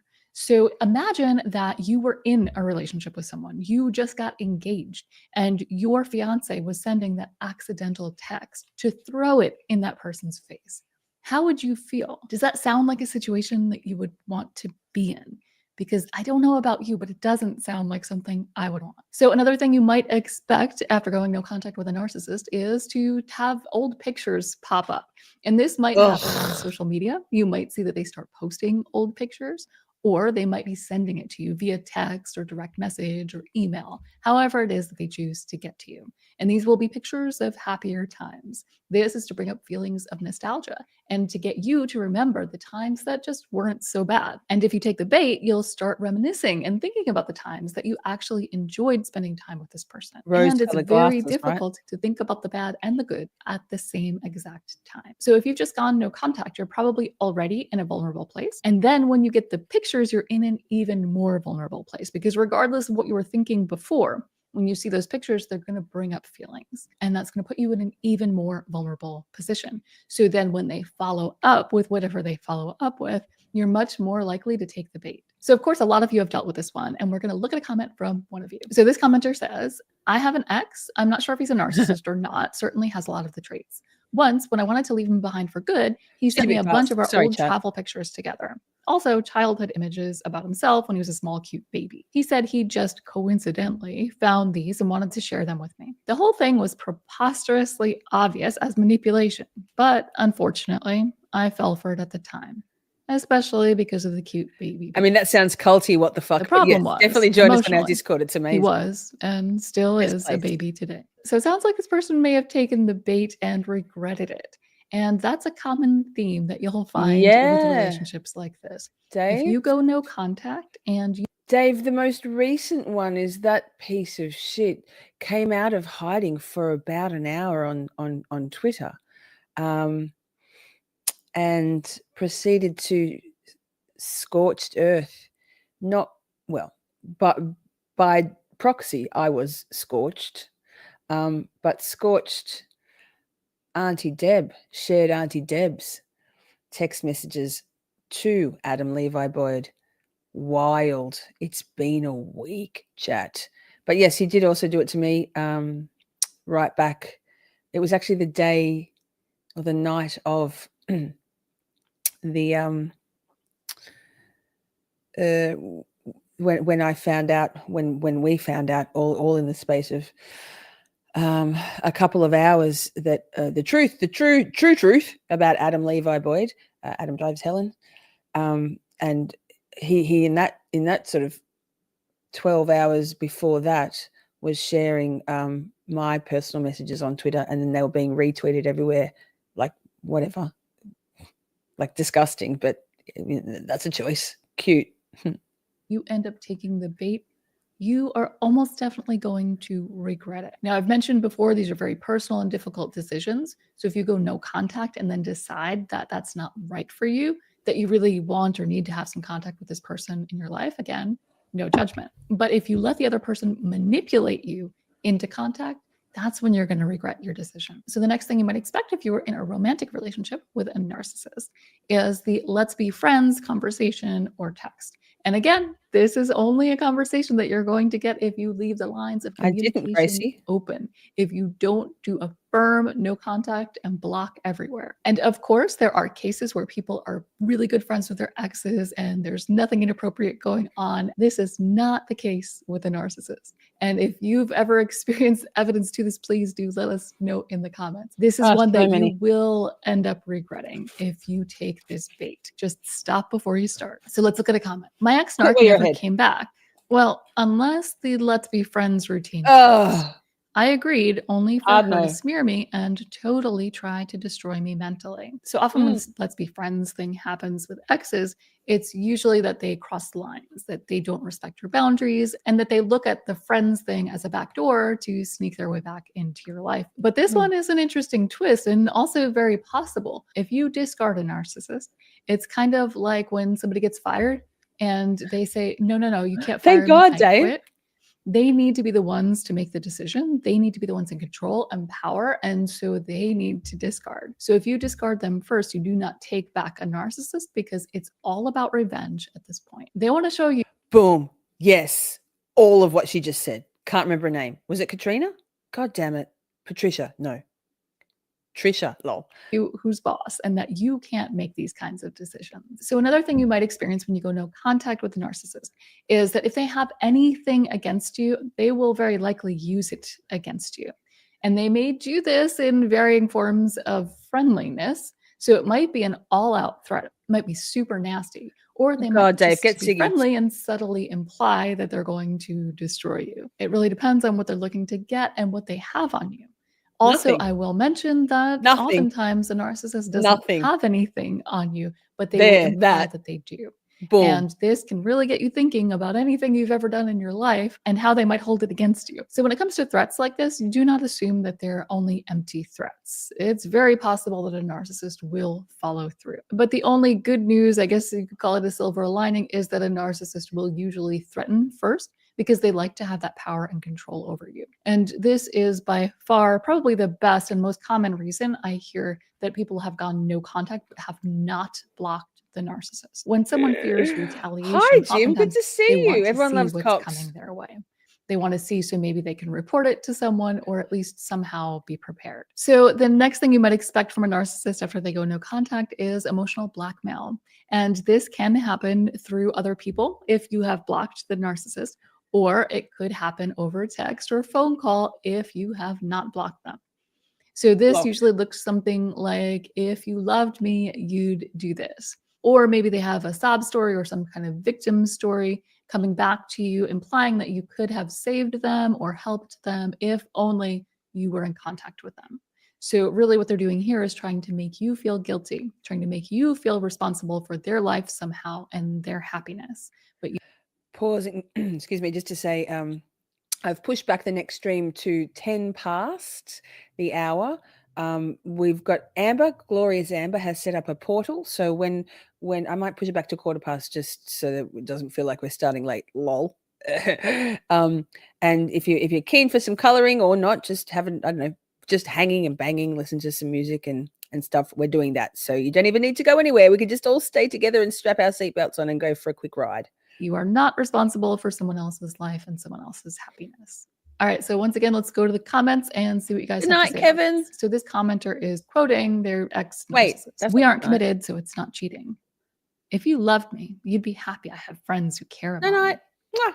I could go on and on. He's attempting to hoover now, and I'd be lying if I didn't want to take him back so I can send proof to the new girl. Cheryl, So another thing hi. you might expect when you go no contact with a narcissist is that they might show up out of the blue if they know you're going to be somewhere. So this is what we call the quote unquote, air quotes, chance encounter. This is a chance encounter that's not really a chance encounter because it's planned, it's manipulation. They want to pretend like they just happened to be in the area or they just happened to be somewhere that they knew you were going to be. So if you go to a specific church at a specific time, they're going to show up to that mass. If they know you do your grocery shopping a certain day of week, certain time of day, they're going to show up there too. And yes, they may show up every day until they finally have that chance encounter. And usually this Or they may show up in chats where you are all of a sudden. I'm not necessarily talking about the pirate now. Just, folks. one is for the purposes of a hoovering attempt. They're trying to get an emotional reaction out of you. They're trying to kind of test the waters and see how you react when you see them. But if you have gone no contact, it's extremely intrusive and it can be very, very off-putting. So if you want to avoid this one, I would say try to switch things up. Try to change up your routine, at least for the first few months after going no contact, if you can. I'm not suggesting that you completely change your life, but if you want to avoid the chance encounter, it's probably a good idea to just make some changes to your routine. So another thing you might expect after going no contact with a narcissist is that they'll use other people to get to you. And they may do it in the form of manipulating other people to keep tabs on you. So they might ask people to keep an eye on you, or they might ask people to report back what's going on in your life. Medi, no one in our Discord now. We did a lot of house cleaning and there's nobody there now. You're back in though, right? Or did you leave again? Those people are the bad people. They're the flying monkeys. And I hope you're still there. Come back. Don't worry. Our Discord is as safe as it can be. And there's nothing in there. If there's a couple of rats in our Discord, shame on them, and good luck to them finding anything to use as to weaponize, because it's just not there. And it might sound like it would be difficult for them to get other people to do this, but unfortunately for a narcissist, it's not very difficult. They are good at manipulating people in this way, and they usually have people who are ready and willing to do their bidding. These are what we call flying monkeys. All right, so let's look at one of your comments, then I'm going to talk through this example. This commenter says, My narc mom has used extended family members to spy on me or just do her bidding, being toxic. Been on no contact for a long time now, and I am more used to living without her in my life.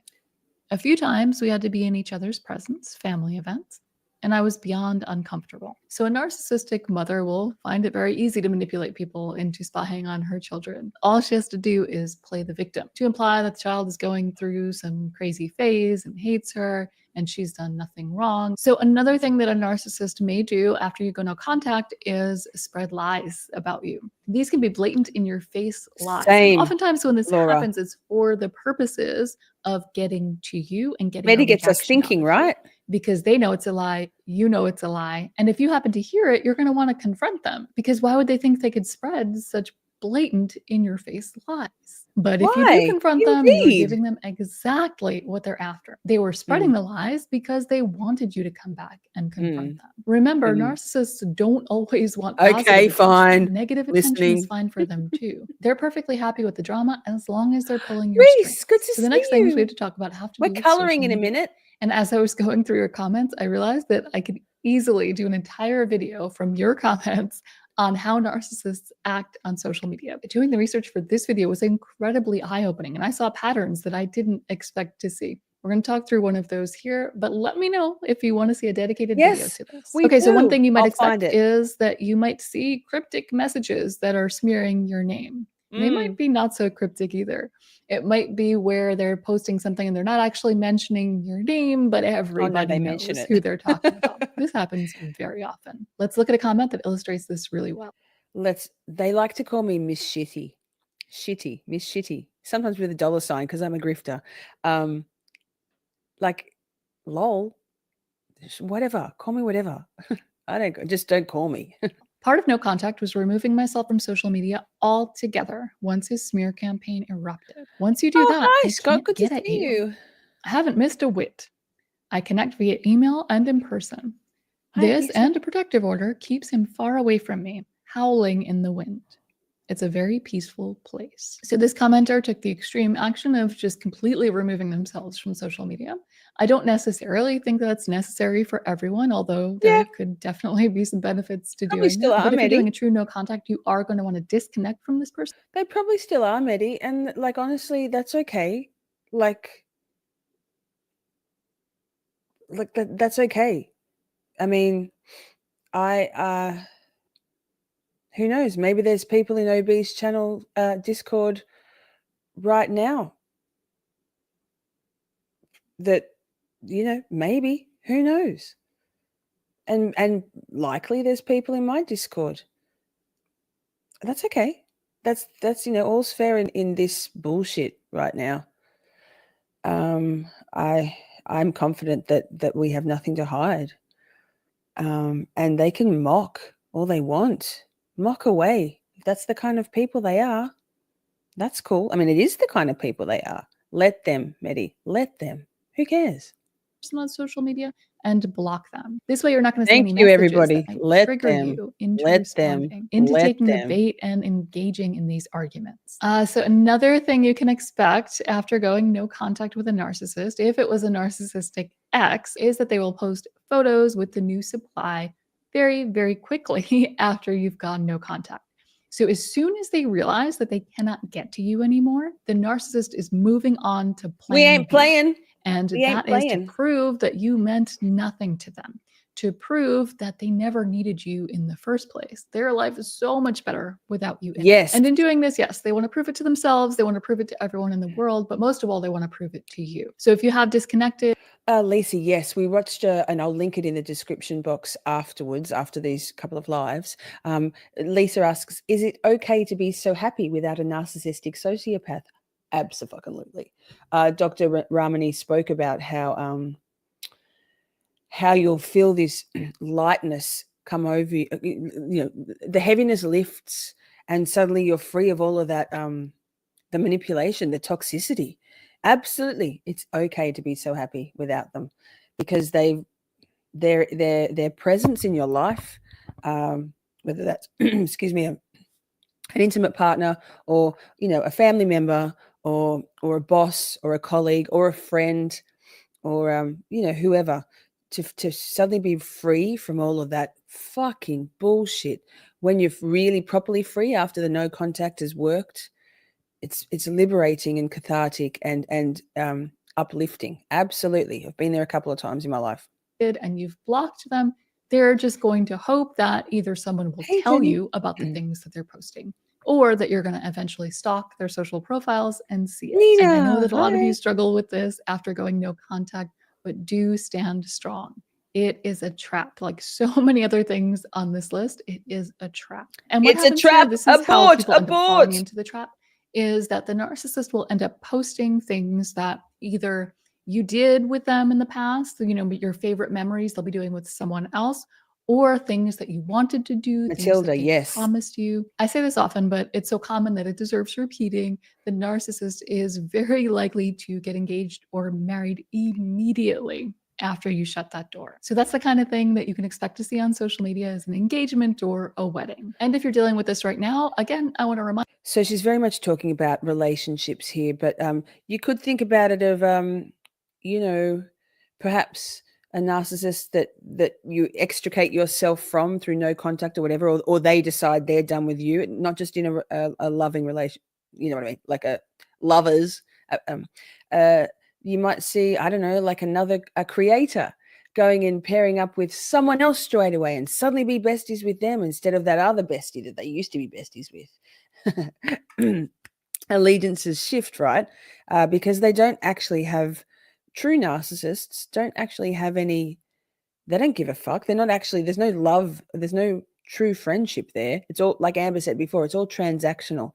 Everyone's just a pawn in their game, and that's why they can move the pawns and flick one away and start with another one. Next, you're my new bestie, you're my new girlfriend, you're my new favorite. Mind you, step back and take an objective look.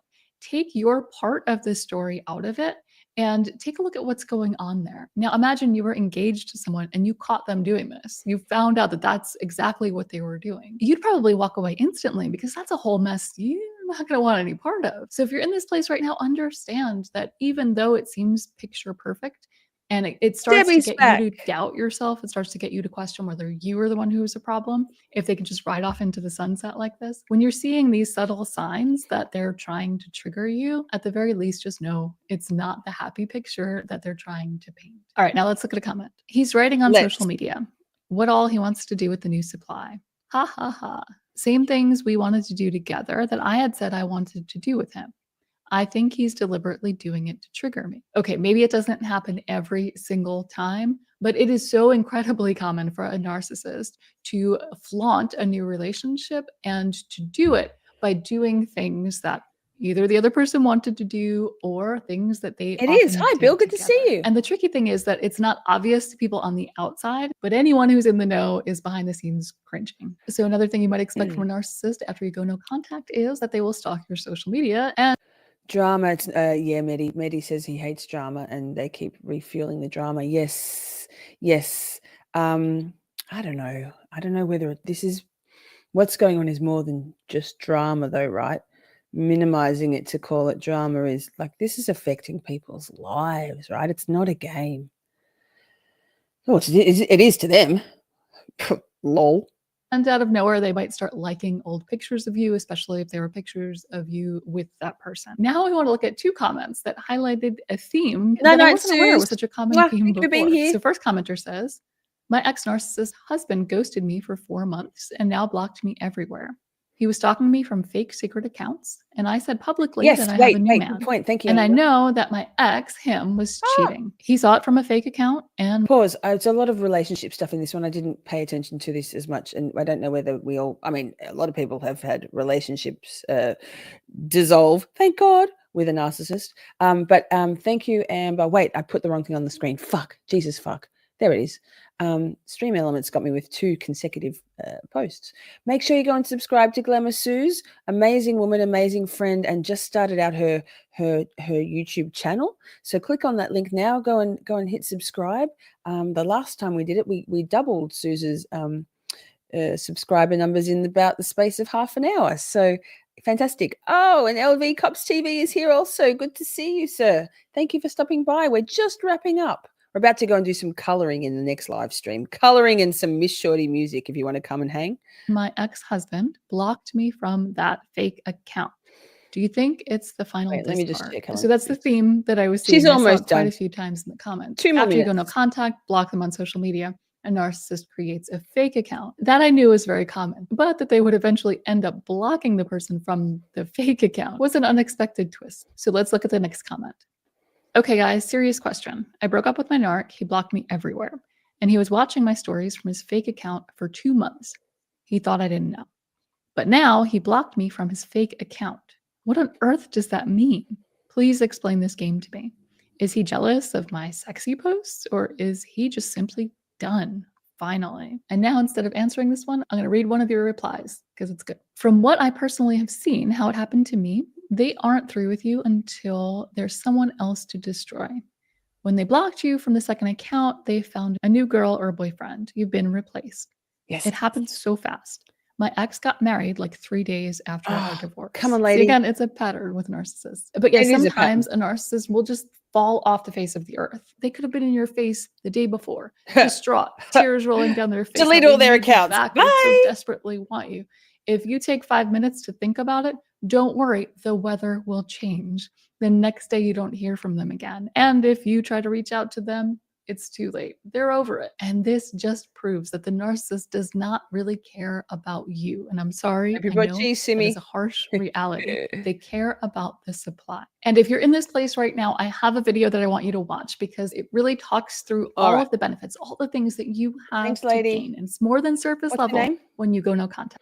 The channel is called Common Ego. There you go, 304,000 subscribers. This video has 261,000 views. So like I said, I'll drop all of these, all the videos we've watched tonight and the couple of others I had queued up into the description box a little bit later. Wait, stop sharing. Sorry, lady. But grab a drink or roll a joint. I don't know. Get your coloring books or not. All the things. Strap in. We're going to portal to the next live stream, which is just a chill session. We're going to get rid of some of, or hopefully a lot of, all of this past week because it's been vile. It's been vile for weeks actually, but so that's okay. We're still going. We still got this. Thank you to Mr. Joseph Kane for all of the gifted memberships. What a legend. Wait, let's just play this one more time for Joey. Wait, I moved it. Yikes.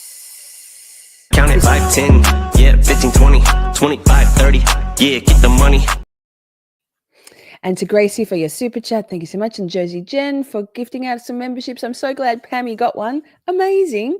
So all you need to do is stick around to the end of the song. Okay, I'll write a new song soon because it's not really a Shorty New Year anymore. Or is it? I don't know.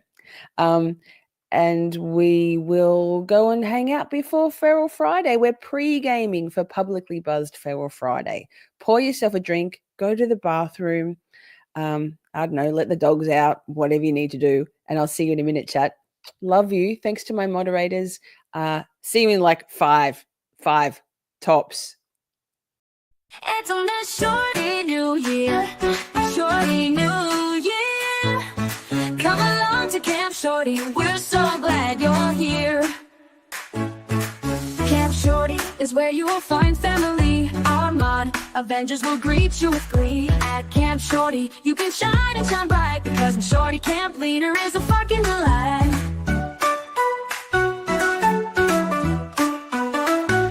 It's on this Shorty New Year, Shorty New Year. Come along to Camp Shorty, we're so glad you're here. Your opinions are valid. You can fly like a bird with your comments and scream. You will always be heard. It's the best chat on YouTube. You can cuss all you want. And here at Camp Shorty, we even say cut. It's on this Shorty New Year, Shorty New Year. Come along to Camp Shorty, we're so glad you're here. Let your caps be free. It's so liberating. We stay on topic, although occasionally things get a bit feral, but it's clear to see